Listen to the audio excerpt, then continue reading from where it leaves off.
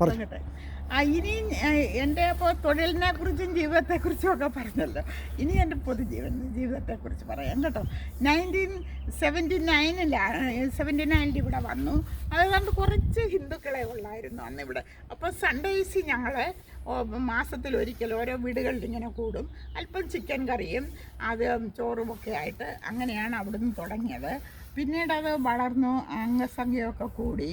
അപ്പോൾ Kerala Hindus of Houston, അതായത് KHS ഉണ്ടാക്കണമെന്നും പറഞ്ഞുകൊണ്ട് അതിന് ഏറ്റവും മുൻകൈയിൽ നിന്ന് പ്രവർത്തിച്ച ആൾ ഒരു CPI മിസ്റ്റർ മാധവൻ പിള്ള എന്ന് പറയുന്ന എൻ്റെ ഹസ്ബൻഡ് ചന്ദ്രശേഖരൻ ഉണ്ണിത്താനും എല്ലാവരും കൂടി.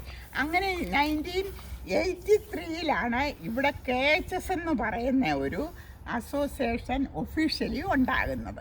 അന്നേരം അതിന് 1000 പേരോളം, അന്നേരം 1000 പേരേ ഉള്ളൂ എല്ലാവരും കൂടെ.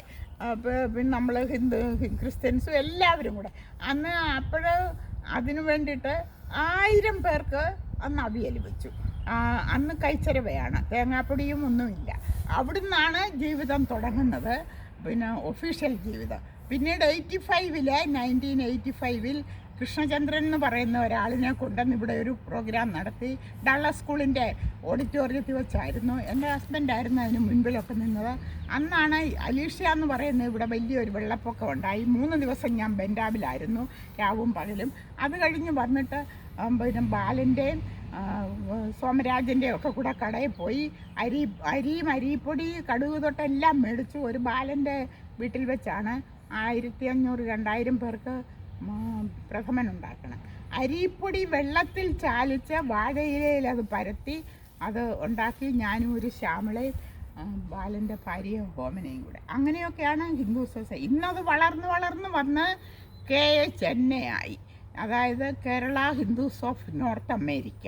ഇപ്പം വലിയ നേതാക്കന്മാരും ഒക്കെയാണ് അതിൽ പ്രവർത്തിക്കുന്നത്. ഞങ്ങളൊക്കെ അങ്ങോട്ട് ചെന്നാൽ അവരാരും നമ്മളെ അറിയത്തുമില്ല, നോക്കത്തുമില്ല. ഈ കഴിഞ്ഞിടയ്ക്ക് ഇവിടെ ഒരു KHNA കൺവെൻഷൻ നടന്നു. ഞാനവിടെ പോയിരുന്നു, വലിയ ഭാഗഭാഗമൊന്നും അല്ലായിരുന്നു. അങ്ങനെയാണ്. എന്നാലും ഞാൻ പിന്മാറിയിട്ടില്ല. അതാണ് ഇവിടുത്തെ KHNAയും KHS എന്നും ഒക്കെ എല്ലാവരും ചോദിക്കുന്നതിൻ്റെ കഥ. പിന്നീട് എൻ്റെ മറ്റേ ഔട്ട്സൈഡ് ജീവിതം പറയാം. പിന്നീട് NSSൽ ഞാൻ പ്രസിഡൻ്റാകാത്ത ഒരു അസോസിയേഷനും ഇവിടെ ഇല്ല.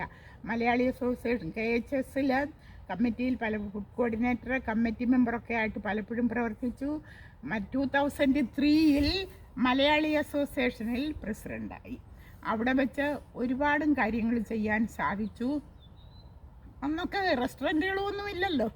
അപ്പോൾ എന്നെ ആദ്യമായിട്ട് അവിടോട്ട് മലയാളി അസോസിയേഷനിൽ കൊണ്ടുപോയത് എനിക്ക് മറക്കാൻ സാധിക്കത്തില്ല. ഒരു മാത്യു മത്തായിയാണ്. അദ്ദേഹം എങ്ങനെയോ മനസ്സിലാക്കി എന്നിൽ എന്തൊക്കെയോ ഹാർഡ് വർക്കിംഗ് ക്വാളിറ്റി ഉണ്ടെന്ന്. അതാണ് അത് 1996 2003 ഞാൻ മലയാളി അസോസിയേഷനിൽ പ്രസിഡൻ്റ് ആകുന്നത്. പിന്നീട് ഒരുപാട് നമ്പർ ഓഫ് 2007 എനിക്ക് കുറച്ച് ഓർമ്മകളൊക്കെ ഉണ്ട്, ക്ഷമിക്കണം നിങ്ങൾ. അപ്പം അഹമ്മദാബാദിൽ അങ്ങ് ഒരു ഭൂകമ്പം നടന്നപ്പോൾ $7,500 അന്ന് സമാഹരിച്ച്. ലാട്ടൂർ ഭൂകമ്പമാണോ? ലാട്ടൂറാണോ അതോ കച്ചിലായിരിക്കും? അന്നേരത്തെ മലയാളി അസോസിയേഷൻ്റെ ത്രൂ സമാഹരിച്ച് വാങ്ങിടി എന്ന് പറയുന്ന കൗൺസിലിൻ്റെ എൻ്റെ വീട്ടിൽ കൊണ്ടുവന്നു. ആ കൂട്ടത്തിൽ അന്ന് വന്നിരുന്നത് തോമസ് ഊട്ടി നെയ്ച്ചേരിൽ, ശശിധരൻ നായർ, മലയാളി പേപ്പറിൻ്റെ ഓണർ മലയാളി തോമസ്, അങ്ങനെയൊക്കെയാണ്. അങ്ങനെ കുറേ നാൾ അവിടെ കഴിച്ചു. അക്കാലത്താണ് വേൾഡ് മലയാളി കൗൺസിൽക്കാർ മനസ്സിലാക്കി ഈ സ്ത്രീക്ക് എന്തൊക്കെയോ ഹാർഡ് വർക്കിംഗ് ക്വാളിറ്റി ഉണ്ടെന്ന്. അപ്പോൾ ഒരു ദിവസം രാവിലെ ജേക്കബ് കുടസനാടും SK ചെറിയ ബെല്ലടിക്കുന്നു ആരോ. ഞാൻ വന്ന് നോക്കിയപ്പോൾ ജേക്കബ് കുടസനാടും SK ചെറിയാത്തിനും വാതിക്കൽ. എന്താ രാവിലെ വിളിക്കാതെ ഇങ്ങോട്ട്? ചേച്ചി ഒരുപാട് നാൾ മലയാളി അസോസിയേഷനിലൊക്കെ പ്രവർത്തിച്ചിട്ടില്ല, ഇനിയും ഞങ്ങളുടെ കൂടെ കുറച്ച് നാൾ. അങ്ങനെ അവരുടെ കൂടെ 2004 തൊട്ട് 4, 6, 5, 6, 7 4 വർഷം പ്രസിഡൻ്റായിട്ടൊക്കെ പ്രവർത്തിച്ചു. ആ കാലത്താണ് ഫാൻസി മോൾ പള്ളാത്തോട് എന്ന് പറയുന്ന ആൾ എൻ്റെ കൂടെ സെക്രട്ടറി ആയിട്ടുണ്ടായിരുന്നു. ഫണ്ട് റേസിങ് പ്രോഗ്രാമൊക്കെ നടത്തി. നല്ല അന്ന് ഞാൻ അവിടെ ചെല്ലുമ്പം 15 മെമ്പേഴ്സ് പോലും മെമ്പേഴ്സില്ല. അതിനെ ഞാൻ വളർത്തി 90 ഫാമിലിയോളമാക്കി. പിന്നീട് അവിടെ വെച്ചാണ് കുറേ ഫണ്ട് സമാഹാരമൊക്കെ ചെയ്തിട്ട് പിന്നെ ചെങ്ങന്നൂർ, പത്തനംതിട്ട, റാന്നി ഇവിടുത്തെയൊക്കെ ഗവൺമെൻറ് ഹോസ്പിറ്റലുകളിലെ ലേബർ റൂമൊക്കെ പെയിൻറ്റ് ചെയ്തു, ലേബർ ടേബിളും ഒക്കെ മേടിച്ച് കൊടുത്തു. ഹിബയല്ല അങ്ങനെ അന്ന് അതിന് നാട്ടിൽ എന്നെ സഹായിച്ചത് ഇന്ദിരാരാജൻ എന്ന് പറയുന്ന വേൾഡ് മലയാളിയുടെ വിമൻസ് ഫോറം നാട്ടിലെ ചെയർപേഴ്സണായിരുന്നു. അങ്ങനെ അവിടെ ഒരുപാട് കാര്യങ്ങൾ അക്കാലത്ത് ചെയ്തു. പിന്നെ ഇവിടെ അക്കാലത്താണ് ഇവിടെ ഇൻഡോ അമേരിക്കൻ നേഴ്സസ് അസോസിയേഷൻ തുടങ്ങുന്നത്. പിന്നെ അവിടോട്ടും പോയി അവരും അക്കാലത്ത് അവിടെയും ചെയ്തു.